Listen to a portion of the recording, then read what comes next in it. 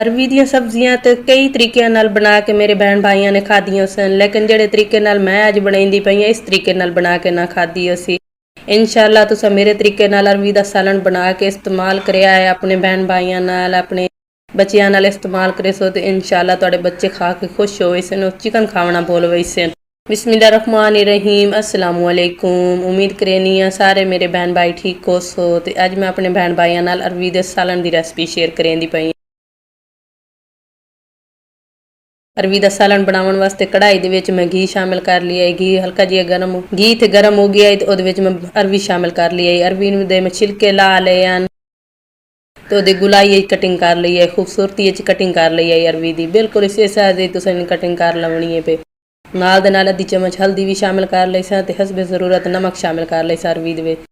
दोबारा तो मिक्स कर लई सा ते मिक्स करन तो बाद इनू अरवी नू फ्राई कर लई सा जितनी देर के अरवी दे विच लेस जी आंदी ओह खत्म ना हो जाए।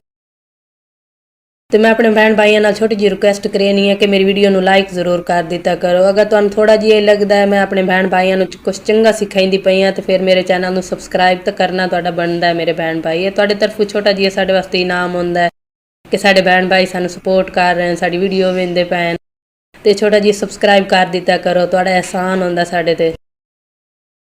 अल्हम्दुलिल्लाह माशाअल्लाह अरवी नू मैं इत्थे चंगी तरह फ्राई कर लिया, दे विच लेस खत्म हो गई है तो हुण मैं इनू बाहर काढ़ लई सा। बिस्मिल्लाहिर्रहमानिर्रहीम।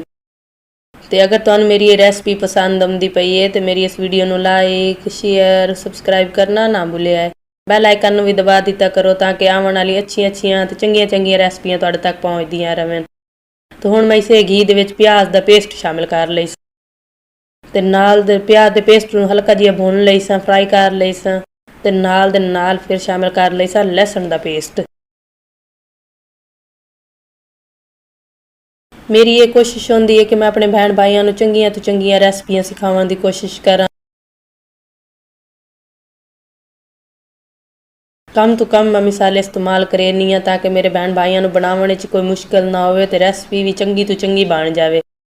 तो ये रेसिपी एक बार घर जरूर ट्राई करिया है, मैंने कमेंट करके दसिया है कि मेरे अरवी दा सालन दी रेसिपी मेरे बहन भाइयों नू किहो जी लगी है। इंशाअल्लाह मैं अपने बहन भाइयों नू कमेंट दा जवाब दे सा। टमाटर दा पेस्ट भी हुण मैं शामिल कर लिया है तो हुण मैं नाल दे नाल कुछ पाउडर मिसाले शामिल कर लई सी। लाल मिर्च पाउडर, हल्दी पाउडर, काली मिर्च पाउडर, हसबे ज़रूरत नमक शामिल कर लई सा। अरवी दे नाल भी मैं आधी चम्मच हुण शामिल कर ली है। टोटल 1 चम्मच अरवी दे विच मैं नमक दी शामिल कीती है। तो मैं मिसाले नू चंगी तरह मिक्स कर लई सा ते मिसाले दी अच्छी खासी भुनाई कर लई सा। अल्हम्दुलिल्लाह माशाअल्लाह कितना खूबसूरत ते सोहना इत्थे मिसाला तैयार होया खलाए पी है। तो हुण मैं इहदे विच फ्राई कीती होई अरवी शामिल कर लई सा। बिस्मिल्लाहिर्रहमानिर्रहीम। अरवी नू मैं मिसाले नाल चंगी तरह मिक्स कर लई सा ते अरवी नू मिसाले दे नाल भुन लई सा। अपने बहन भाइयों नाल छोटी जी रिक्वेस्ट करनी है कि मेरी वीडियो नू लाइक जरूर कर दिता करो। तुसां लाइक करेंदे हो सानू काफ़ी सपोर्ट हो वेंदी है, सानू उम्मीद हो वेंदी है कि साडे बहन भाई सानू सपोर्ट कर रहे हैं, साडी वीडियो वे ते अरवी दी इत्थे मैं अच्छी खासी बुनाई कर लई है। तो हुण मैं इत्थे शोरबा बनाउण वास्ते थोड़ा जिहा पानी शामिल कर लई सा। पानी दी जगह ते तुसां दही भी शामिल कर सकदे हो, मैं पानी शामिल कीता हल्का जिहा। अल्लाह पाक तुहाडे माल जान रिज़्क च बरकत पावे, अल्लाह पाक हर तुहानू दुख तकलीफ तो बचावे। अल्लाह पाक तुहाडे दिल विच कोई ख्वाहिश है तो अल्लाह पाक वो तुहाडे जल्द तो जल्द पूरी करे।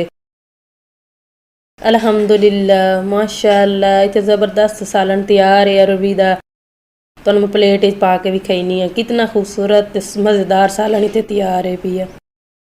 अरवी दे सालन दी लुक कितनी अच्छी आई है पई, वेख के भी मुँह च पानी आवन लग गए। कितना मज़ेदार सालन तैयार है पी।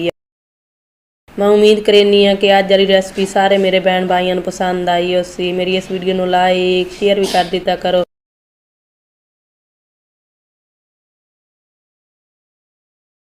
अपने बहन भाइयों नाल अपने दोस्तों नाल अल्लाह पाक तुहानू अपने ईमान च रखे। अगली वीडियो च मुलाकात होसी। अल्लाह हाफिज़।